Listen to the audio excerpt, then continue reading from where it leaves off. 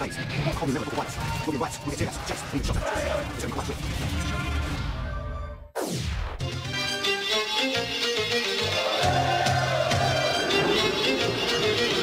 week I'm in a country that straddles two continents. It's a crossroads between East and West, between the old and the new. It's famous for its bazaars, hubbly-bubbly pipes and kebabs. It has a growing football reputation on the pitch and a fierce one off it. I'm talking about Turkey. This is a country whose culture is so strongly based on honour that people are prepared to kill to defend it. Two guys can fight over anything, and sometimes, knives start talking. While the fanaticism of Turkish fans can be exciting, it can also be terrifying. I'll be meeting the Galatasaray firm who are at the centre of the infamous battle where two Leeds fans died. And I'll experience the most explosive derby in Europe, Fenerbahce versus Galatasaray. Turkey's the gateway to the Middle East. It's separated by the Bosphorus Straits, with half the country in Europe and the rest in Asia. I start my journey here in Istanbul. Now, the city's also divided by the Straits. Now, we're in one of the hotbeds of world football. The supporters are fanatical. When that passion boils over, the results can be deadly. Welcome to hell.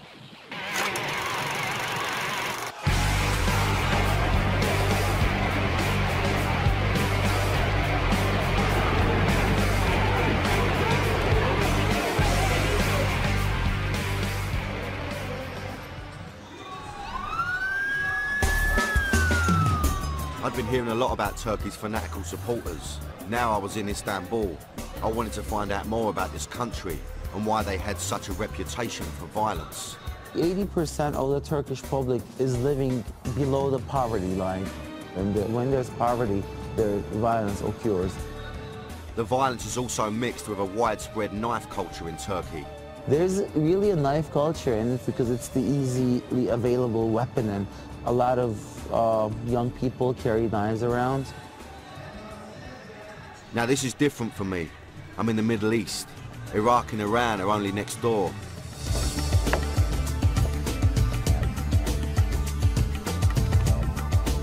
It looks both east and west for its culture.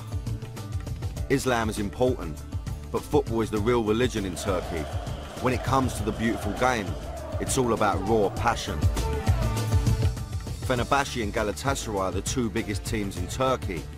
Both clubs are based in Istanbul, but football divides this city.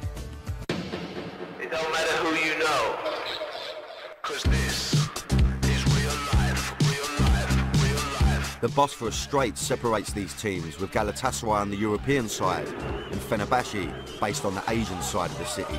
The Fenerbahce-Galatasaray rivalry is the deepest in Turkey. Galatasaray is based around the Taksim Square district. Their team was built out of the elite high school. Think of it as the club started by toffs from Eton. Fenerbahce, on the other hand, see themselves as the People's Club. In the First World War, their forefathers ran guns for fighters against us, the British. Whereas Galatasaray used to be the wealthier club because of their European success, poor investment has led to near bankruptcy. New money at Fenerbahce means they have now become the richer of the two clubs.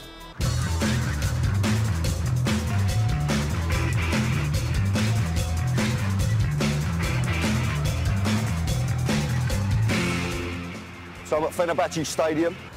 I'm here to meet Paul Okan. Now, he made a film about Fenerbahce.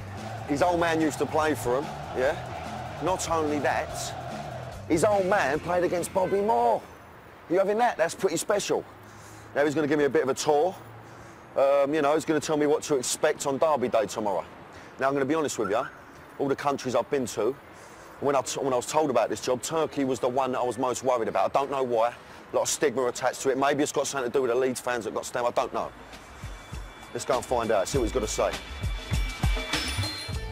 Paul spent a year filming with the Fenerbahce supporters when they won the Turkish Championship in 2005, so he understands the passion of these fans.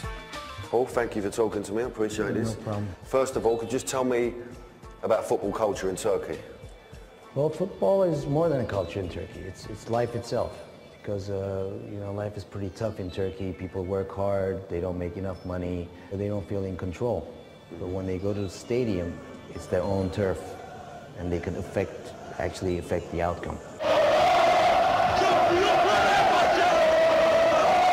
What do you think it's going to be like for me on match day? Is it going to be a big experience for me? I mean, I'm quite excited about it. I know there's not many derbies that match this.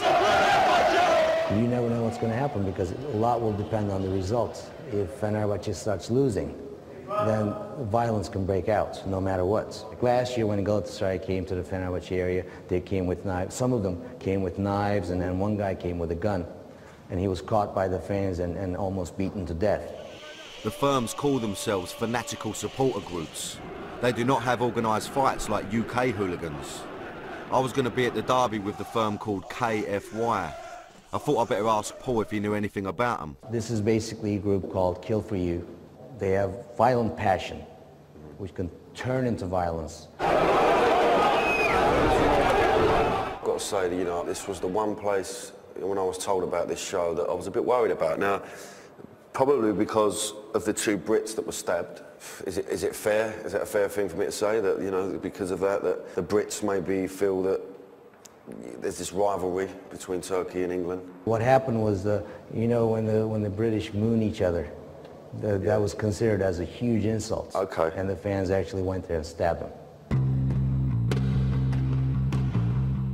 The two Leeds fans were not even involved in the mooning when they were killed. As I said, I was a bit worried about coming to Turkey, and Paul hadn't made me feel any different. When English fans come to Turkey, there can be a real clash of cultures. After the break, we find out how this proved fatal for two Leeds supporters.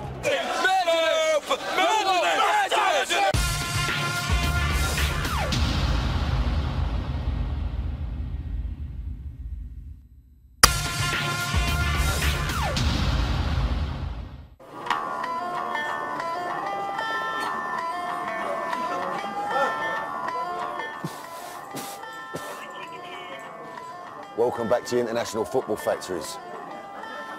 This week I'm in Turkey.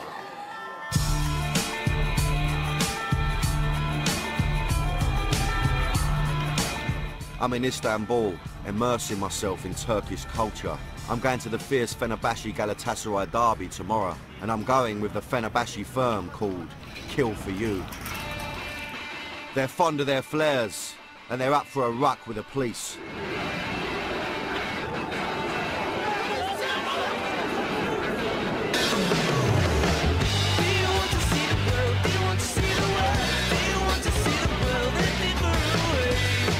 I'm on my way to meet them, to see if they'll tell me more about the rivalry and the way things are done in Turkey.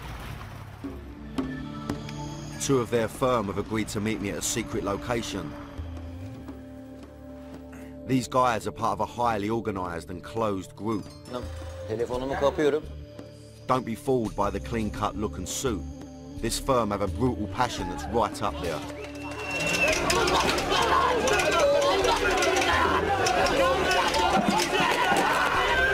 This is the first time that any of these guys have spoken to the media.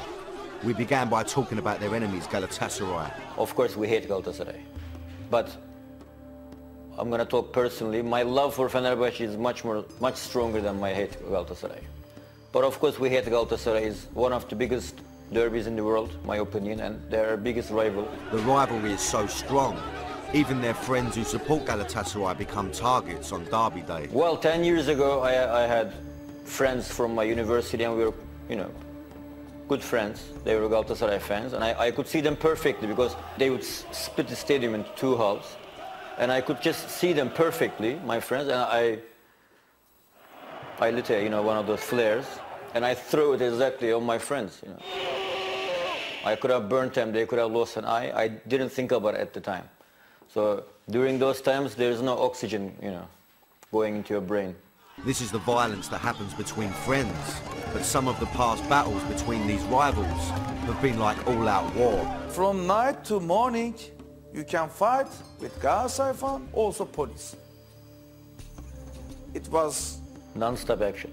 and many people injured, maybe died.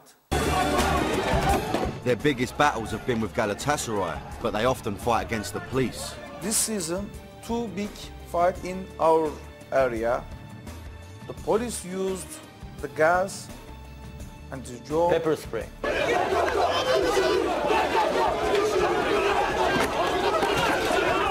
If you're gonna go to away game, then The police, 90% you might get a stick or pepper spray. We are very used to pepper spray now. It's like breath mint now. Breath mints. I think I'll stick to polos. These guys seem to have no fear, so I asked them about the injuries they've got. Well, I have some injuries. Of course, you know, stones on the head. It's always a nice story here in Turkish terraces. In 2001, you know, against Samsunspor, it was our championship game, and people were throwing stones at us. One of them pulled up the sink, you know, the big china, and it broke on my head, and I had to have stitches. But so many people were injured from both sides.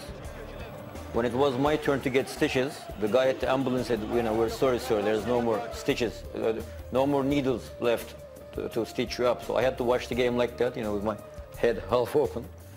We watched the game, we became the champions, and I came back to Istanbul like that. I had stitches, and then I went back celebrating. Volkan was injured when he tried to confront the ex-Liverpool player Graham Souness, who used to be the manager of Galatasaray. in 1996, the Sunus came our stadium and to He planted the flag. flag. Souness had been insulted by Fenerbahce, so when Galatasaray beat Fenerbahce, Souness planted the Galatasaray flag in the centre of the pitch, which enraged the Fenerbahce fans. I tried to run the flag, but suddenly the big police dog beat me, man. Yeah, he beat you. Then after beat me, I shouted. I was angry. The police and the 10 police came and shot me by job at the same time. Souness misjudged the passion of the fans and actually endangered his life. It was a very stupid thing to do. And what was he thinking, really?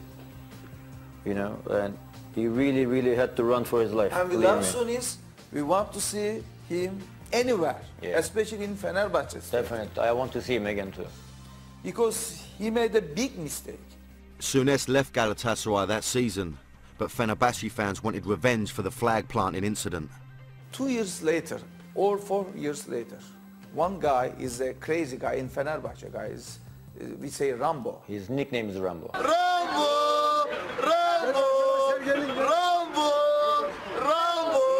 He's crazy. Definitely crazy. He's a report from the doctor. Yeah. Allah belamı versin inşallah. Allah haricinde kimse gelse tutamaz beni. Rambo is a hero to the Fenerbahce fans. Like them, he found Souness's actions hard to take. So on the eve of their opening game of the season, he broke into Galatasaray's stadium. He hid in the advertising hoardings armed with a Fenerbahce flag and a large kebab knife. And the moment it was kickoff time, he cuts it open with his knife. He runs towards the stadium. And it was the opening game of Galatasaray, so it was 25,000 fans. He scares off the Galatasaray players with a knife. He plants the flag. And he didn't let anybody come near the flag because he had a knife. Rambo shows how the Turkish passion for football can be all-consuming. Ona göre sesleniyorum yani tüm Fenerbahçe düşman olan kişiler sesleniyorum akıllarına başlarına devşirsinler. Akıllı olsunlar mermi manyağı yaparım başka da bir şey yapmam yani. Alamı Kral Fenerbahçe. You don't want to mix some of the most passionate fans in world football with knives. It's not a good idea. Well, knife culture is in the Turkish culture. It doesn't have to be in football. Two guys can fight over anything, and sometimes, you know, knives start talking. The Fener boys opened my eyes to the deadly mix of knives and revenge.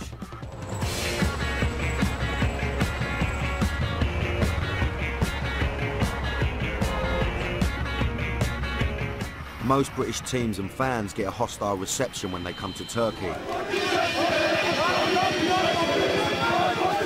There's been a bit of history between us. The troubles go back to 1993 when Man United played Galatasaray. Over 170 English fans were arrested and deported before the game even started. Trouble flared on the pitch after Cantona lashed out at a Turkish player. This is the Chelsea team welcome when they came to play Galatasaray in 1999.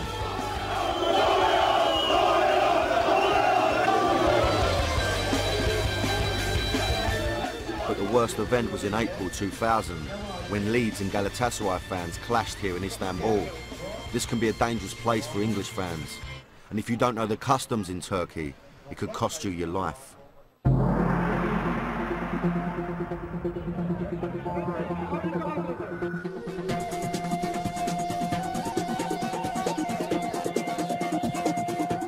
I'm going to the area of the bloody clash between Brits and Galatasaray. I'm in the heart of Galatasaray territory, and I'm heading for Taksim Square. This square represents two faces of Turkish football.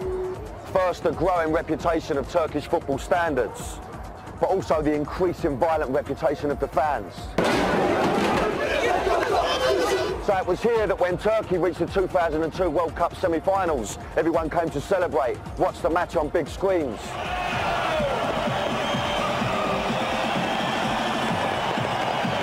It was also here 2 Leeds fans were stabbed to death in 2000.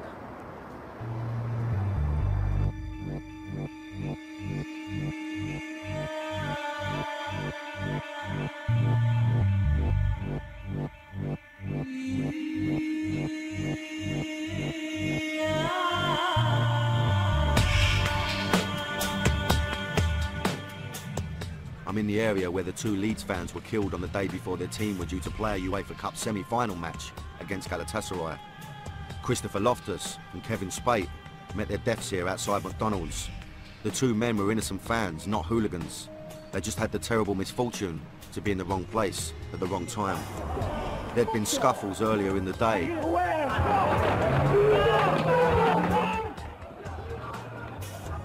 Turks claimed that drunken Leeds fans were being rowdy and mooning passers-by. But the worst trouble flared here. Leeds fans leaving this pub were attacked with iron bars, hatchets and knives. Christopher and Kevin got caught up in this carnage.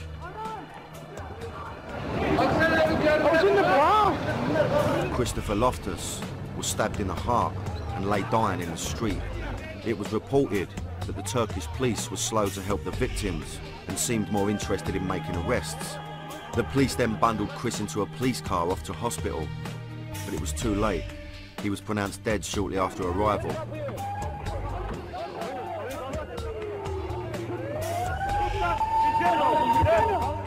Kevin Spate was also stabbed. Ambulances couldn't get to him, so the police put him into a taxi. He later died in the operating theatre. Several other Brits were stabbed, and many spoke of being hunted down by packs of Galatasaray fans.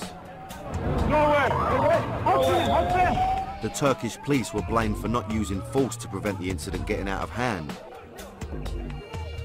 They were also criticised for not cooperating with the British police spotters who were there. It was said that the Turkish police were more worried about receiving negative media coverage than policing the fans.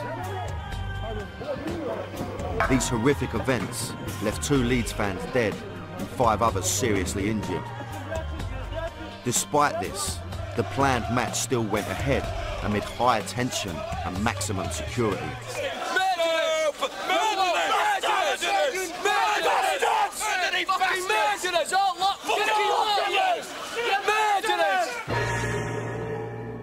Leeds accused the Turks of showing a lack of respect. There was no official 1-minute silence for the victims. The Leeds supporters and players held their own.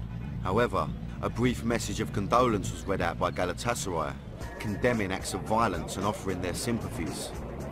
Leeds fans boarded waiting coaches as soon as the match was over, and both sets of supporters taunted each other. Some Leeds fans defaced banknotes with the founding father of Turkey on them. This is a highly offensive and illegal act in Turkey.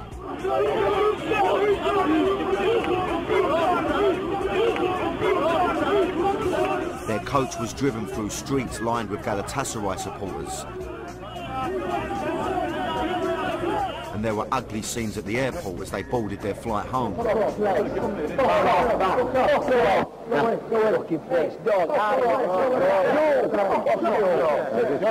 The bodies of the two fans who were killed were flown back days later.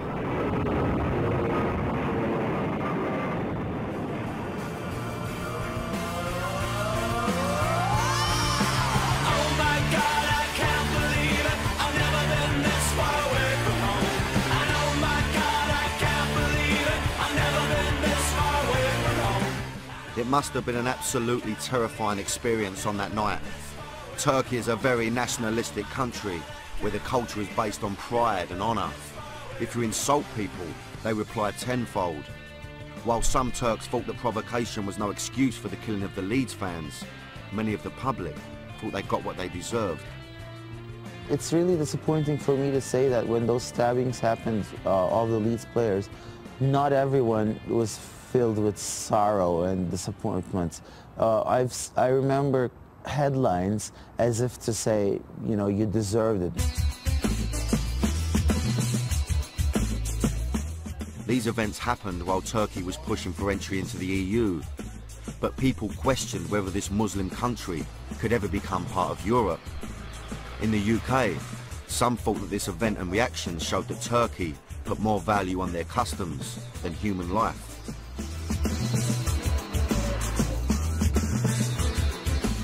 Ali Umit Demir was convicted for killing both Leeds fans. He was sentenced to 15 years in prison. His conviction was quashed on appeal. However, new evidence has come to light and a retrial has been ordered, which is currently ongoing with a hearing scheduled for May 2007.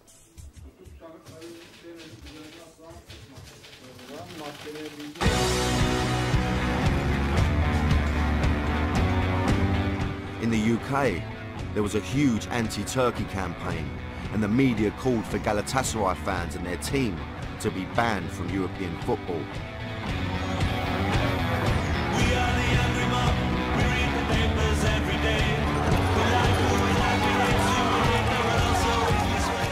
But Galatasaray were allowed to continue in the competition and beat Arsenal in the final. There were more riots and 4 fans were stabbed. The sense of injustice has been paralleled with a sense of hate, and the feud between English and Turkish fans was further inflamed.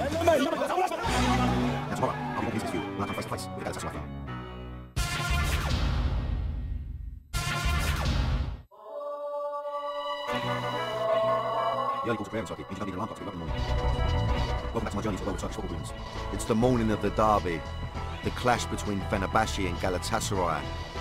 But before I go to the game, I'm going to meet the notorious Galatasaray firm. They're infamous for making their stadium like hell for opposing teams.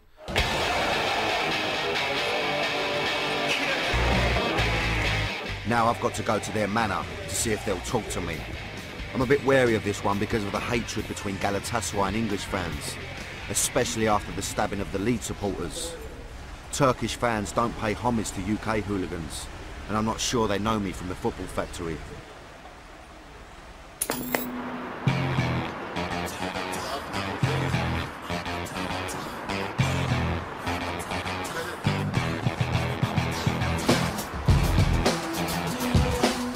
I'm now outside Galatasaray Stadium. Here they are. They're all wrapped around me. I feel a bit didgy, a bit nervous. I'm meeting a fella called Alpaslan. He's probably the top boy at Galatasaray. I've been told I've got to wait somewhere. He's going to come and meet me, which isn't usually how we do this. I'm an outlaw. I'm an outlaw. Quick on the draw. Something you never seen before. Never seen. And I dare a motherfucker that come in my face. I got something wrong. Welcome. How are you, brother? Pleasure. Thank you. Looks like a bit of a lump, this geezer, I must say. More of the boys started to arrive, and things were getting lively. Then they said they wanted to take me around the back streets to where more of the firm were waiting.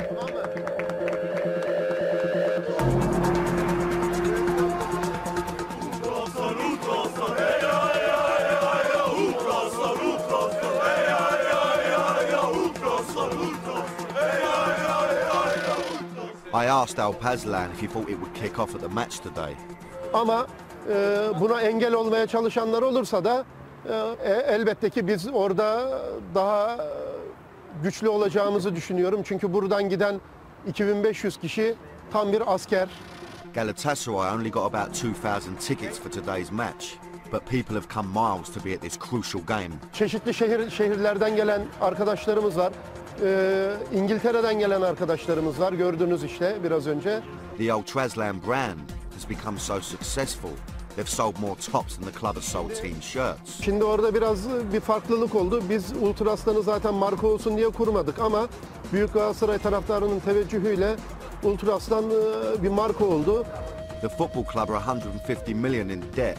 In 2003, Galatasaray fans donated £3 million to the club, and they gave them the Ultraslan trademark. By doing this, the hooligans saved the club from bankruptcy. Ultraslan ürünleri satıldı ve milyonlarca dolar para kazandı kulübümüz. It was nearing the end of the interview, so I felt I should ask Alpazlan what had triggered the Leeds incident. Ama nedense bu Leedsliler buraya geldiğinde bir terbiyesizlik yaptılar. Bayrağımıza hakaret ettiler. It said they not only moonied, but they also wiped their backsides on the flag.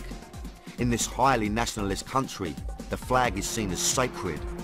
Although neither of the victims were involved in this incident, this was the main reason given for the attacks that led to their deaths. Bunlara müdahale ediyorlar ve maalesef bu facia meydana geliyor. Olmasını hiç istemezdik. Çok üzüldük. Ama oldu, yapacak da bir şey yok artık.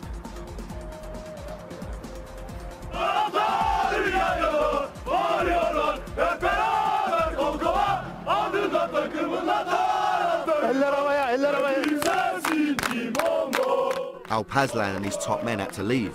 I was about to chat to some of the guys who had come from England, but things were about to turn nasty. We love Galatasaray. We do anything. While most of the Galatasaray firm had been welcoming, some were not happy that we were there. We were deep in their territory without Alpazlan and his boys for protection. We had outstayed our welcome, and it was time to leave.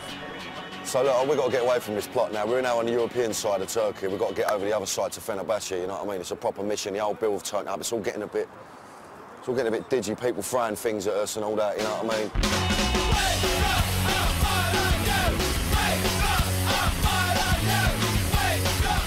Lucky we got out of there when we did. Minutes after we left, an off-duty copper was attacked by Galatasaray fans and stabbed in the leg. His crime? Wearing a Fenerbahce shirt. This is why it's so dangerous to get caught on the wrong side of the city. Now we were heading over to the Fenerbahce side to see what was waiting for us there. We're heading off to Fenerbahce Stadium, where we'll be watching a match with Fenerbahce's firm. The game is not for a few hours, but things will be heating up already. We have to race across the city for the pre-match build-up. The Gala fans also start to jump into taxis. They're heading to the stadium, where the police and Fenerbahce fans will be waiting.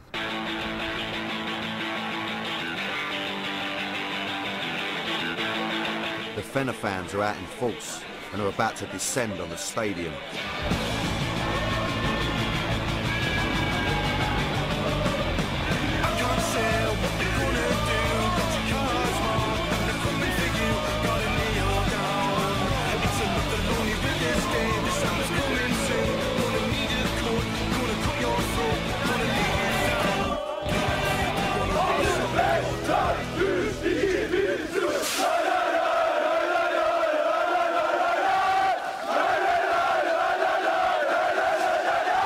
Right, here I am. Couple of hours till kick-off, and I tell you what, the atmosphere's electric, honestly. You know, I feel there's a more party atmosphere with Fenerbahce. I mean, Galatasaray, and I don't want to be one-sided in any of these shows, but, you know, Galatasaray, for me, a bit more aggression. I'm glad that the game's at Fenerbahce. Galatasaray, I was on knife's edge. There was a party atmosphere to begin with, but the tension was rising as more Galatasaray turned up in cabs.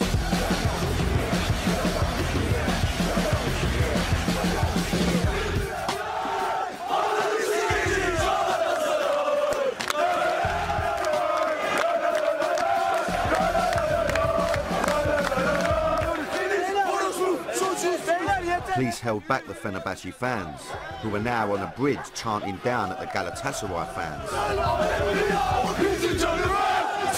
Well, I'm going to slip off, go and meet a few of the boys in their bar. You know, they're going to look after me, they're going to take me in the ground.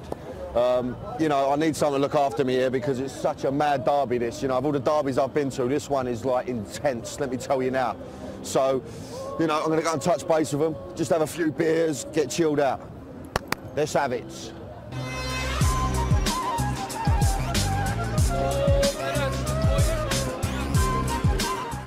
The Fenerbahce Kill For You firm were plotted up in a bar just around the corner from the stadium. I wasn't sure what kind of reception I was going to get, or even if they would trust me to come to the game with them. What we got here? Welcome to Kill For You. You know Kill For You, eh? Kill For You. Do you know Kill For You? Yeah, Eh? sweet as. Thank you. This Thank is a you. memory. I guess this means they accepted me. Sweet as, thank you so much. And they topped off my welcome with a few drinks. Sweet, brother. Sorry.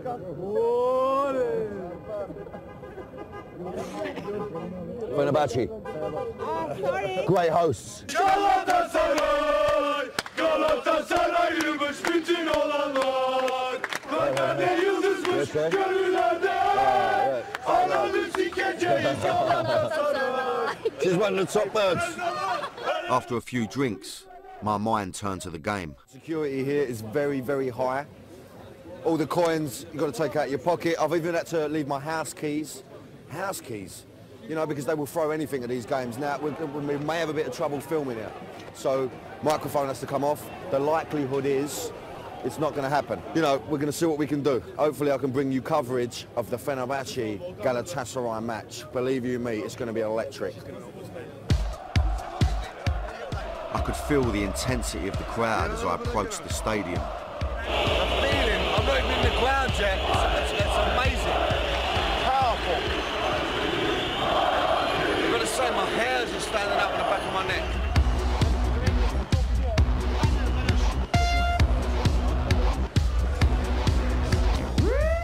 The queues to get in are massive, but people step aside as the boys bring us down to the front.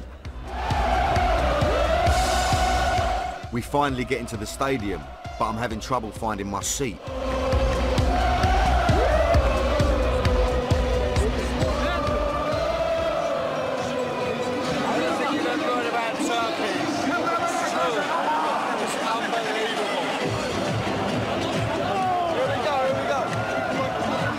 The Galatasaray fans are in the section next to us.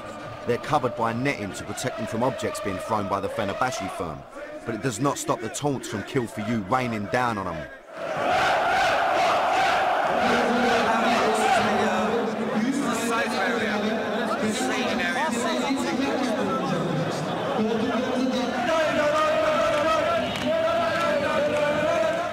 Volkan is one of the top boys of Kill For You, so he organises the unveiling of the main banner in our section. This is an age-old tradition in Turkey, which involves the whole stand, including me. I'm in a tent. I'm on to some bad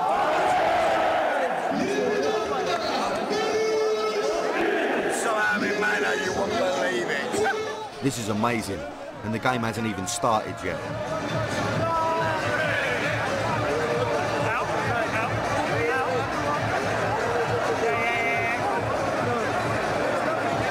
Things are really hotting up with minutes to go before the game, and there is no respite for the Galatasaray fans.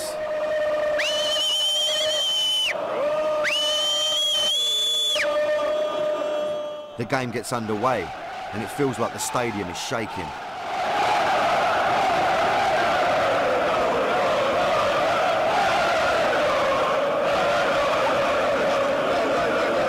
Things go from crazy to mayhem when Fenerbahce score an early goal.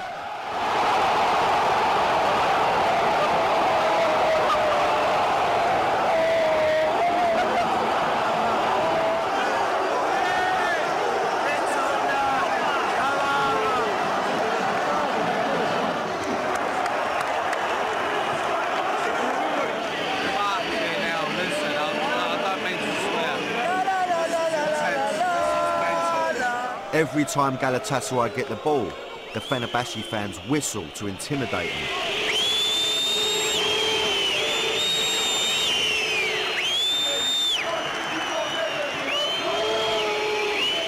The Galatasaray fans respond by ripping up seats.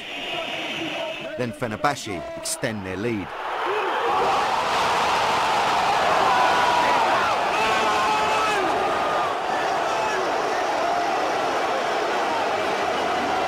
The guy in front of me literally surfs the crowd.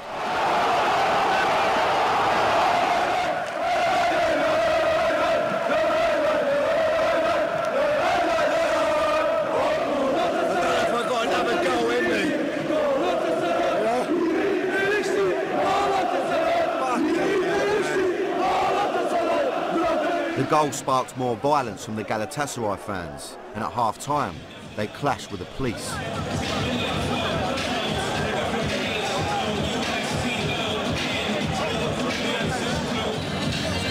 Over there, I'll tell you what. Back the Lord and not the Galatasaray and they've got the raving up 2-0 down. They've got to be mad. The second half begins. Fenerbahce supporters can't get to Galatasaray, who are ripping up their stadium. So some of the fans behind the goal begin to pelt the Galatasaray keeper. Things to the keeper. Not keys, coins, fireworks.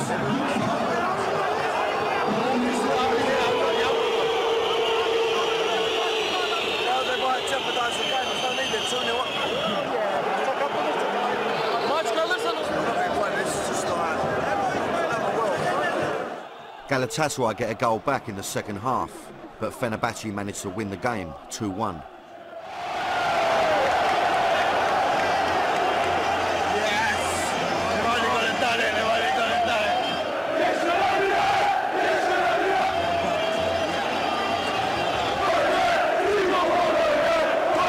Police pushed Fenerbahce supporters away from the Galatasaray section. They managed to keep both sets of fans apart. Kill for You chant their last songs at Galatasaray. For another 10 minutes before we leave the stadium.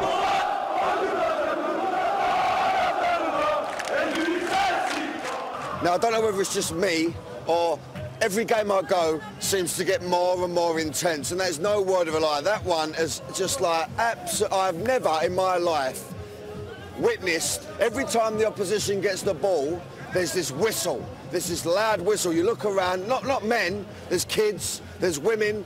I mean, it's intense. It's like, you know, if there ever was a 12th man, this is the country.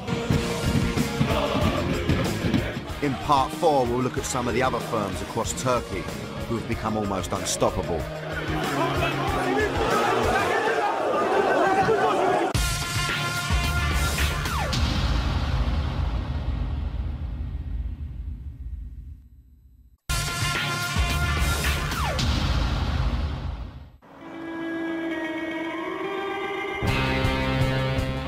It's the morning after going to the biggest derby in Turkey. It's one of the maddest games I've ever experienced. I've now had a taste of the passion of Turkish football. People have told me things are similar all over the country, even in the lower leagues.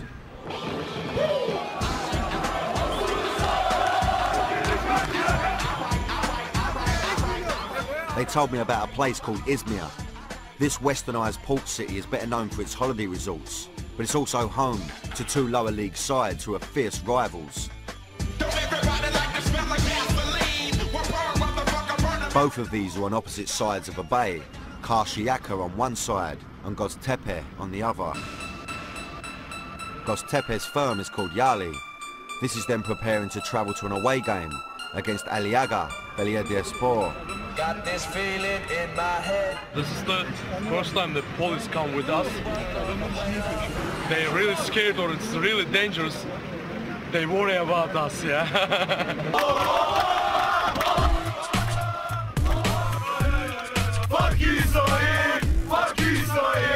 Although Göztepe are playing another team, they'll have to travel through Karşıyaka to get to the ground.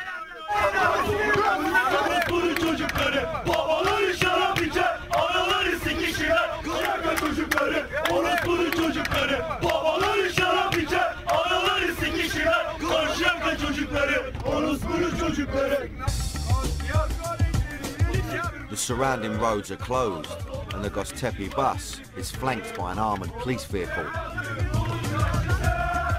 This young firm are considered to be such a threat that the 4 coaches of fans are escorted by 4 coachloads of police and an armoured car.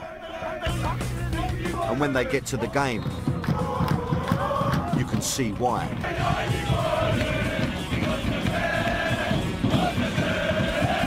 Could you imagine away support like this? For Accrington Stanley. Göztepe are losing 3-1 and things get heated when one of the opposing players taunts the Göztepe fans after his team score again.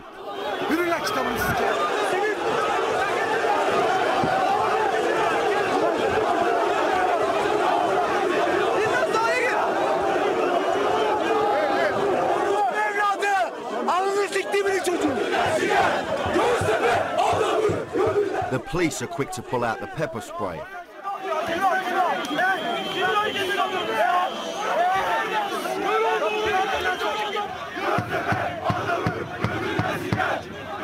The game is lost and the firm are ready to leave. The trouble is diffused and the police are waiting to escort them home.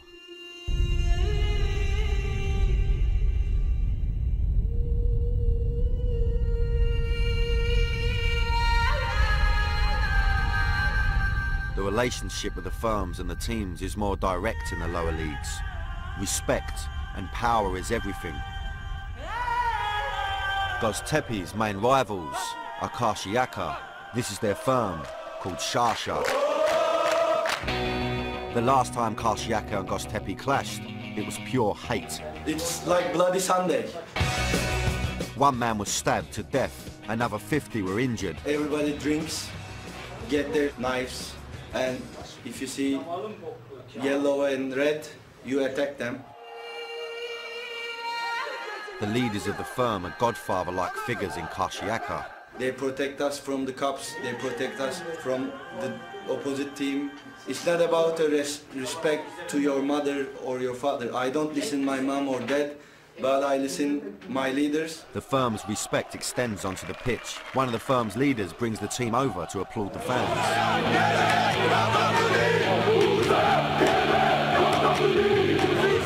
When you see this loyalty and the power it gives people in their lives, you can see how hard it is to stop them.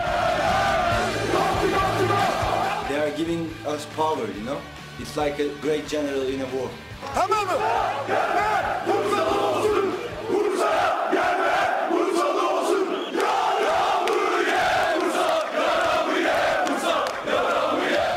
I've come to the end of my journey and I've seen the 2 sides of Turkish football culture. I've experienced the hospitality of the firms and I've seen the fierce, intense passion that can end in death. If you come to Turkey, it's best to know their customs. Like us, the Turkish are extremely proud of their country and their football, which they would defend to the last. There are maybe 3 people that, if they say stop, will stop. Nor police, nor army could stop us, but they can stop, you know? That's the difference. I realised that it will be very difficult to get rid of the violence because you can't take the passion out of the people. More than a nation, more than a religion, it's the blood in our veins.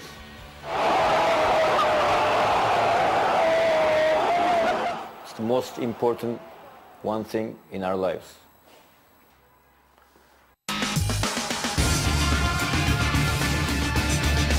It's a different world, isn't it? Well, the most important thing in my life is checking out exclusive webisodes at bravo.co.uk. After the break, David Baddiel reckons that football's gone soft.